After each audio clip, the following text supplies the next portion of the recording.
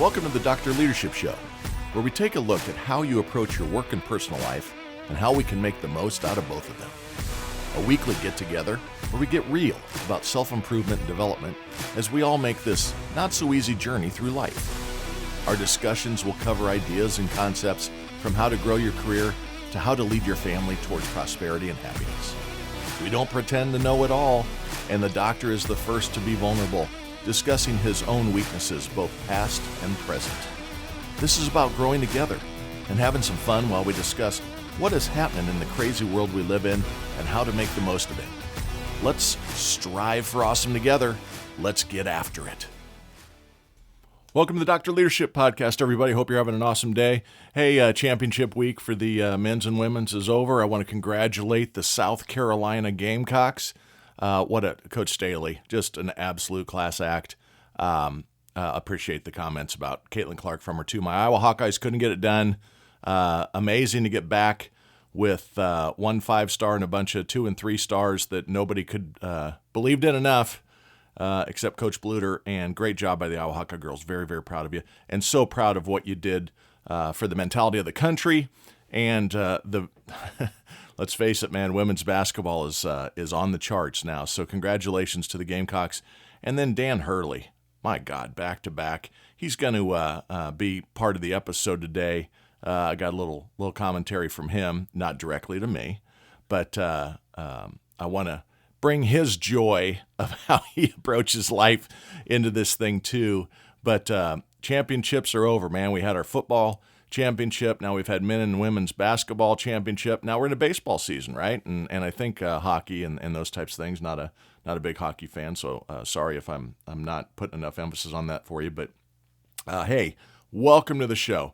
Hopefully you're getting some good insights and some good thoughts that are being stimulated from the shows in the past. Last week we talked about play to win, and I went into the Caitlin Clark effect a little bit on how I've done a couple episodes on her. Right? The reason is she's really visible to everybody in the world right now. So people know what great looks like, right? Caitlin Clark, that's great. Now, the reason I'm touching on her is I want to touch on how these people get great. They just weren't born with it. You can be born with height, you can be born with speed. But if you aren't born with dedication and resilience and mental strength and toughness, an attitude of practice. It's one thing if people want to win, but to really make sure that happens, you got to want to prepare to win. So I want to, come back on, to that conversation from last week, I guess is the way to put it, on play to win. Remember, that's the episode. Like I said, we talked about Caitlin, but we were talking about a number of things. Besides Caitlin, but Caitlin and why she has been so successful. She plays to win. As I said a minute ago, more importantly, she prepares or practices to win. That's the key message in all this. Nobody is going to automatically win something because of God-given talents, height, speed, etc. They got to know how to self-improve and drive and do all these things that are going to take them to that promised land of the highest levels. Many people in all aspects of life have a, air quotes here, desire to be great, but that desire to be a winner, they have envy towards others that are winners. But what it takes to be the top 1%, or the examples I've given here over the championship weekends, the top 1/10 of 1% or 1/100th of 1% of anything you want in life is not part of the people's desires. They want the outcome. They don't want the journey. They don't want the ride. See, people by nature don't like hard. We avoid it. What's really bad is we point to others' faults for justification on why we aren't doing as well as wanted, or as we think we want. We externalize the point of failure instead of looking inwards. The Dr. Leadership Podcast is about looking inside, right? Are you raring to go? Yeah? Can you go for raring? I've said it a few times the last few weeks. But there's a big difference between want and will. There's a big difference between can do and will do in this life. The other thing we do is we surround ourselves with the wrong influences. We hang out with excuse my directness here, the losers. We don't push ourselves. We play victim. And instead of focusing internally on what a victor looks like, we surround ourselves with the woe is me crowd, or someone that validates that you're a victim. That is the wrong crowd in anything in life. It's okay to have people around you that support you when something truly has been an impact outside your control. But what we're talking about here, being successful in business, being successful in life, being successful as a saver, being successful in your marriage, being successful in your career, that's all inner self-dependent a very large majority of the time. Society as a whole right now is a big reinforcer of this weak and soft attitude towards life that we're fighting. I want you to go back 30 years and, this, how do I state this? This be your kid's best friend attitude that was pushed by psychologists and soft people has caused a complete breakdown of our society. When my mom delivered me to second grade, she signed a document releasing the principal to be able to paddle me. Now, I am not saying I want teachers beating the crap out of students. What I am saying is that back in the day, the quote, air quote, good old days, we had accountability. I'll never forget my mom turning to me and goes, after she signed it in the car, I want to tell you something right now. If you ever have to be paddled by the principal, that's a warm-up. Wait until your father gets home. And she meant it. She meant it. We have got to get rid of this. Be your friends and your kids are just so important to you. And they're important to you, but they aren't important to society until you make them to be an attribute to society. This is a breakdown. People are easily offended if honesty comes their way. Feedback comes their way. And then here come the helicopter parents. They blame others for their kids' behavior, or say the coach on the sports team is doing their child an injustice. Jimmy really should be starting. Susie's the best dancer. The coach just doesn't like me. If Susie was the best dancer, Susie'd be dancing. If Jimmy, or whatever boy's name I used a minute ago, I'm old, I forgot, is the best pitcher, he'd be starting. Wah, wah, wah. It's very sad. Meanwhile, over in China, their kids are pushed for greatness. They do, calisthenics every day. They exercise. They didn't push gym class out because it's hard on the people that aren't fit. Well, maybe it's the right thing to do is to help people see that they need to be fit. They're pushing mathematics, and they're pushing science, and they're pushing history and language. We're pushing race. We're pushing whatever your sexuality should be. You should be able to do this when you're 8. You should be able to determine to change your body and start whacking parts and appendages off. Innies and the outies. We are insane in the United States right now. China is sprinting past us. Russia is fighting a war. They're the evil empire, so is China. Get it? But the reason they're so strong, I'm not saying to be evil like them. I'm saying they hold people accountable and they have high expectations. It's how you're going to be successful in life. You may not like it. It's the truth. They're pushing for greatness, and we in the U.S. are pushing our next generations toward fragility. Life is hard at best, so we need to open our eyes and understand we're falling behind. Way, way, way behind. We need to push back, folks. We need to bring back merit. Stop using words like equity. Equality, sure. Many people have been treated with special kid gloves for so long that equality, true equality, feels like oppression to them. By pushing our kids towards the lowest common denominator, not merit, versus aspirational goal achievement being really hard work, we're setting our families and countries up for failure for generations into our future. We're going to slip more and more and more. What we've done is we've lowered our education standards. Harvard and Princeton and all the Ivy League schools removed standard test scores to get people in because it was unfair, because it is harder for some reason in their minds, the most bigoted and racist thoughts in the world, that people of color or that aren't like white Jimmy for some reason are less likely to be able to score high on a test. That's bigotry. That's the racism. Well, what they've figured out is that you get these kids into class that didn't have standard tests because of some thing that you can see on them. They've put them in some bucket, and then they get in, and the people that are trying to become attorneys can't understand the curriculum because we didn't choose based on merit and who should be in the best law schools in the country, who should be allowed to be in the best medical schools in the country. All I know is I want my brain surgeon not determined by the demographics of who's got the scalpel, but by their capabilities. Did they pass the test on cutting my skull open with really high marks? That's what I care about. I don't care about did they get to check a box under demographics that helped them get in this operating room. Same thing with pilots, teachers, firemen, fire people.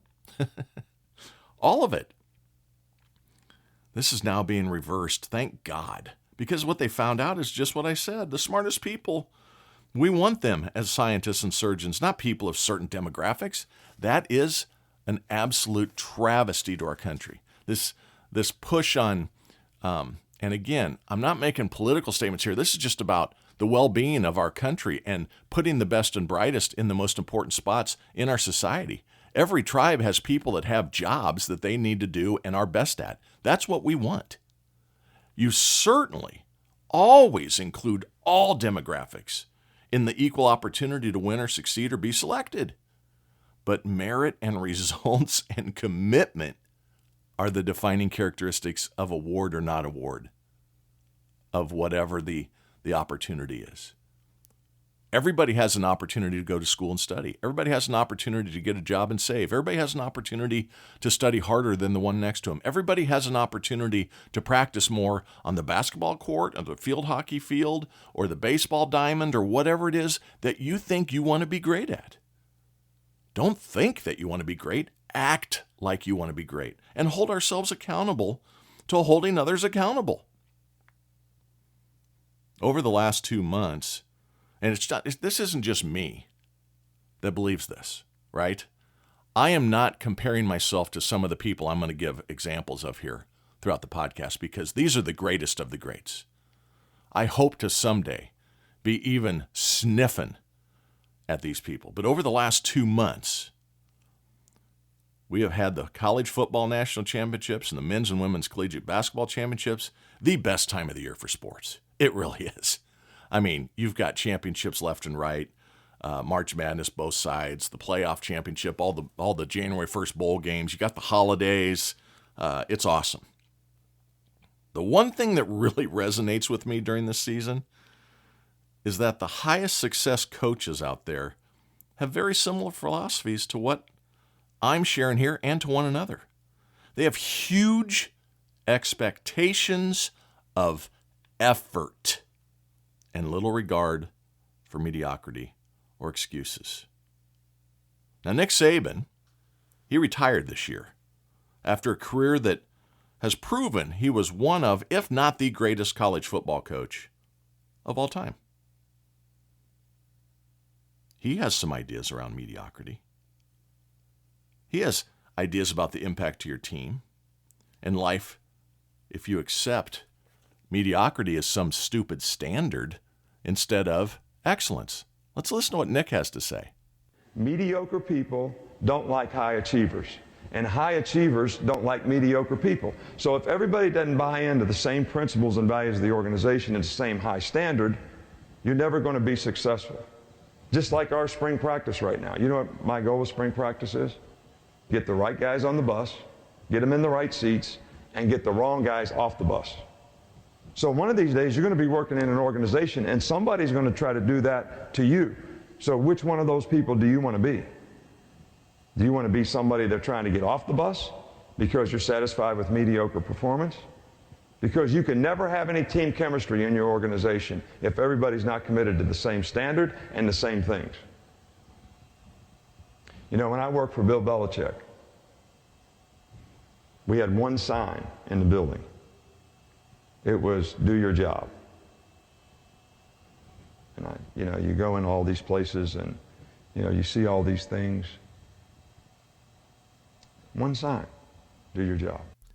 Do your job. What the job is striving for excellence. What your job is in anything in life, not sports, business, whatever, is to strive for excellence. Push yourself, get better. No excuses. Secure a seat on the bus of life. That's what he's saying. Now look at this as a business team leader, right? Determine who should be on your bus. In life, do a checkup from the neck up on yourself.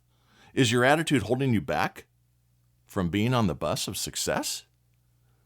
Are you making excuses? Are you a victor or a victim? Are you doing all that is necessary to achieve what you have said are your goals and aspirations? Now let's touch on my comments around surrounding yourself with those that push you and not those that wallow in sorrow or victimhood with you. What I'm saying here is you got to have a tribe around you that pushes you to higher levels of success, not accepts and validates that, the world is not treating you right and you shouldn't expect to do any better than this. You're really doing good, right? People always compare themselves to someone less than them. Highly successful people will never be the ones that criticize you. You know why? They don't have time for you. It's always the schmucks and the lower level people that can't get it done. Sorry, direct commentary today, folks. Losers critique others. Losers say and do armchair quarterbacking on Monday. They never started a game in their life. Well, why he didn't see the open tight end in the flat, I have no idea. He shouldn't be the quarterback. Hey, Bobby, why don't you sit down and shut up, drink another beer? The unemployment line's down the street. These people have no idea what it takes to be successful. So let's touch on this a little bit about having the right tribe. Dan Hurley, he just won back-to-back natties at UConn. He believes in these old school culture approaches too, and air quotes around old school. What he means is proven when he says old school. I got a quick story for you about old school or elderly or long-term success about a time I was in London. My wife had won a beautiful trip. I mean, it was a trip of a lifetime. First class flying over. We started in New York, had private interactions and singing of the people from, what was the musical? Miss Saigon. They sang to us after the event as we had cheesecake and champagne. And then we flew over and stayed at the nicest hotels. Britney Spears and Bruno Mars were in the bar one night at our hotel. I mean, this was high flying. And we had this wonderful tour guide every day that took us around. We got private showings of it was right when the stabbings and everything happened on the bridges over there, the terrorists, right? The Middle Eastern terrorists had stabbed a bunch of people. So we made the call from New York. Or in New York, they said, hey, do you guys want to continue into London? If not, we'll send you home and we'll give you cash and equivalent to the rest of the trip. We don't want you to be uncomfortable. And we're like, no, we're going. Fortunately, we were traveling with the CEO and we had former CIA security personnel, and we changed some of the things that we did and where we entered and so on because we just didn't know what was going on. But we had this wonderful tour guide, and he was a younger guy. Now, I was probably, 47, 48. And I'm a conservative guy by nature. I think everybody's kind of figured that out. And this guy, you could tell, was very liberal in his thinking.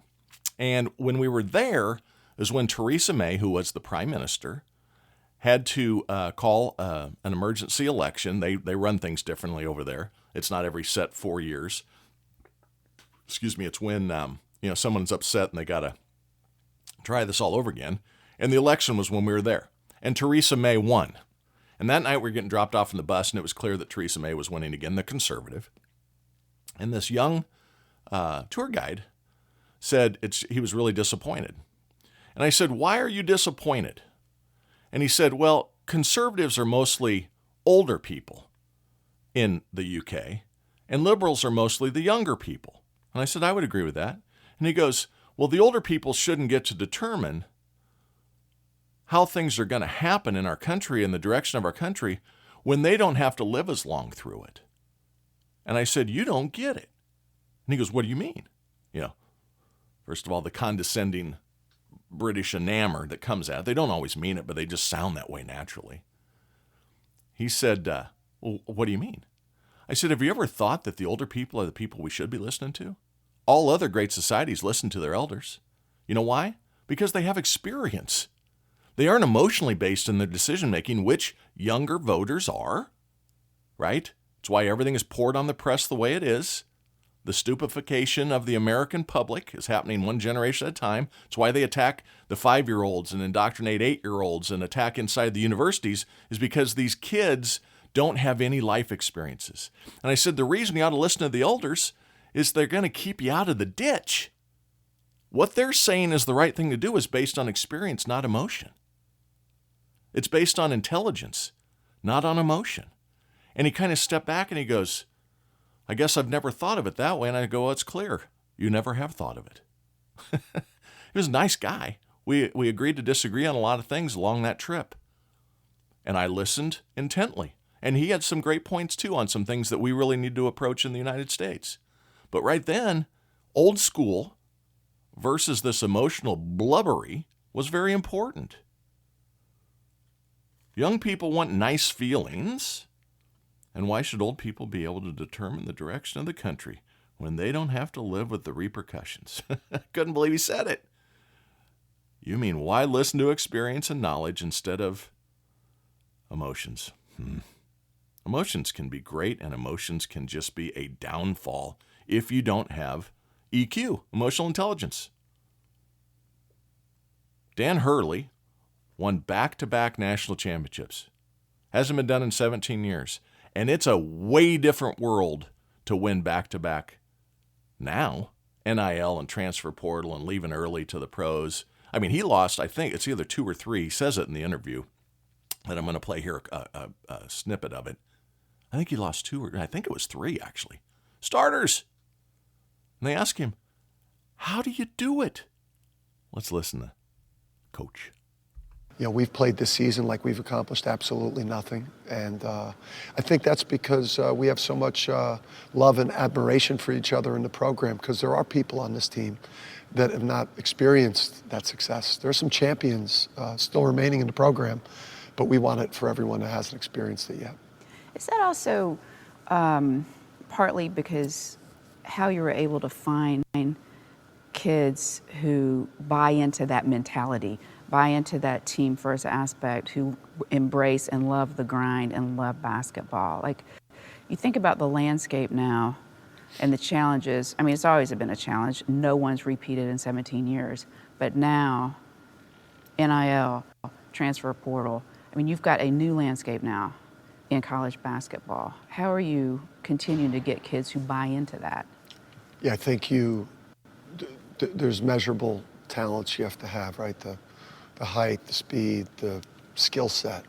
But we spend a lot of time really focusing on the parents. The parents? Yeah, on the parents. Are they going to be fans while they're on campus of their son, or are they going to be parents? Are they going to hold them accountable, have an expectation that when something goes wrong, that it's not the coach's fault, that it's their son's got to work harder, he's got to do more, he's got to earn his role.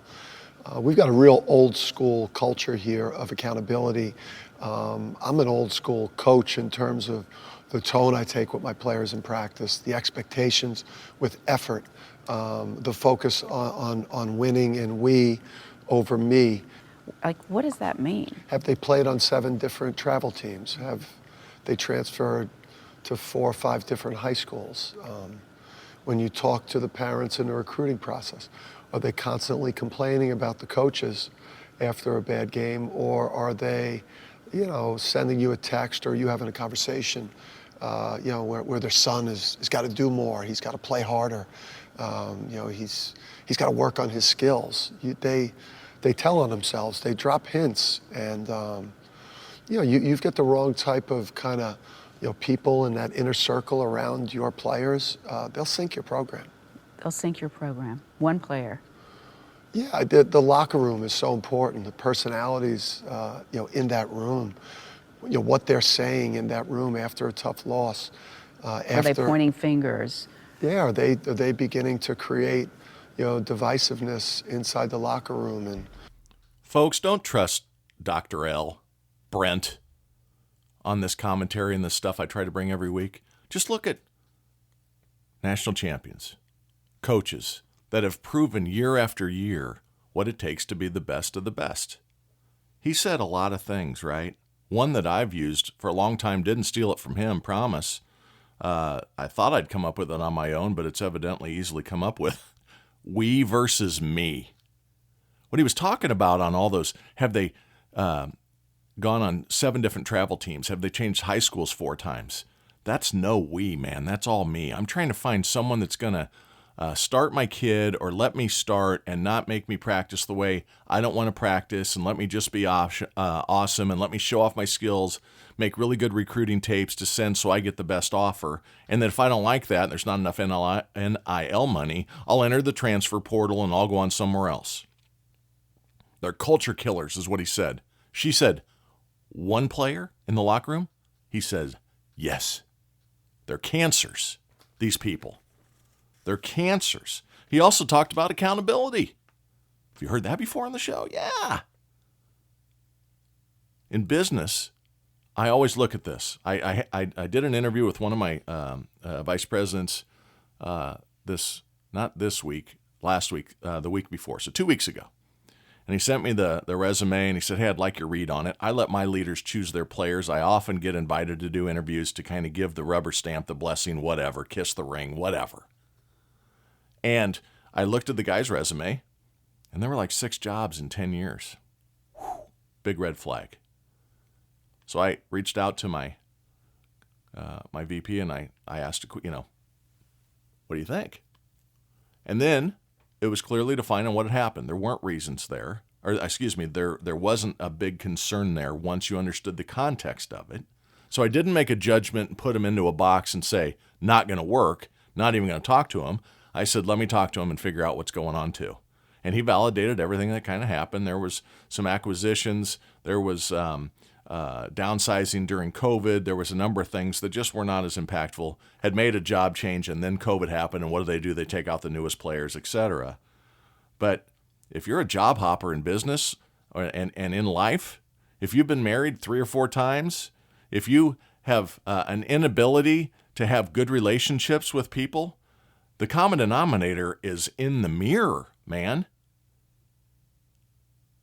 These are all signs of potential issues. The wrong inner circle he talked about. He talked about those parents not telling the kids, sit down, read the playbook, go in early, you're missing free throws, shoot an extra 100 tonight.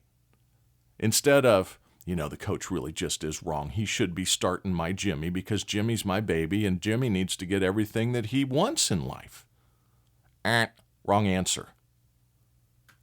Divisiveness inside the locker room. The other thing that happens when you have people that are me-focused instead of we-focused, when it's a team environment, is that.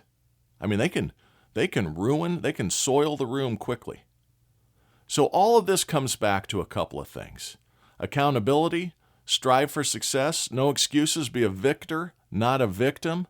Practice, practice, practice. Be diagnostic in all of this. Look inside. Again, don't believe me. Don't even listen to me. Listen to Nick and Mr. Hurley. 2 of the greats. They've proven it. Both are the very same cloth. It has been proven. They're the old boaters. They're the experienced ones. Make sure you're the player to be on the bus. Make sure you don't want to be mediocre. Now, the world needs mediocre people too, because everybody can't be the champion. But we have made the common denominator to be non-accountable, to be emotional, to be woe is me. Social media is a bunch of armchair quarterbacks. Get these poisons out of your life and start looking to people like Nick Saban and Dan Hurley to give you ways in which to direct your attitude toward life to get into the next percentage up. You may not get to the 1/10 of 1%. That's really, really, really, really, really hard. I understand that. But can you get to the top 10%? Shoot for the top half. Every journey of success is lots of rungs on the ladder. It's not 0 to hero. It's 0 to 10 to 12 to 20 to 25 to 50 to 55 to 80 to 85 to 90. Now you're top 10%. But I will tell you this. Takes dedication, takes accountability, takes vigor, takes all sorts of commitment mentally to do this. You got to practice when it hurts. And then once you've reached that 10%, just remember, you're awesome. Keep that shit up. Talk next week.